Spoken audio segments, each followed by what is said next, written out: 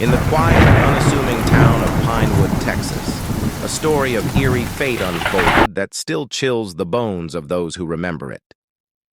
It was a misty day, the clouds gathering ominously as a light drizzle fell from the sky. The peaceful graveyard, nestled beneath the shade of an old, gnarled oak tree, held an air of serene melancholy. This was where 49-year-old William Don had come to pay his respects to his late mother, who had passed away a year and a half prior. William had always harbored a deep, almost palpable sorrow for his mother. His visits to her grave were frequent, driven by an unwavering love and a heart burdened with grief. On this particular day, he donned a dark green raincoat, its fabric rustling softly as he walked through the mist towards her grave.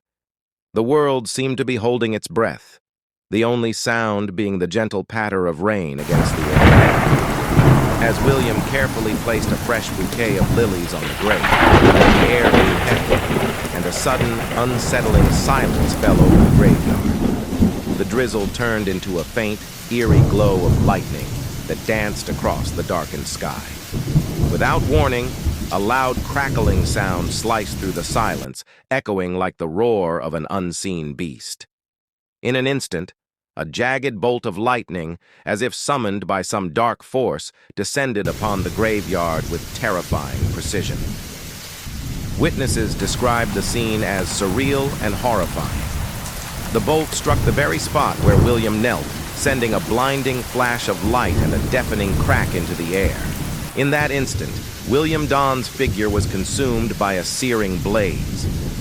The flames roared with an unearthly intensity, and within moments, the man who had been so tenderly placing flowers was reduced to nothing but a pile of ashes.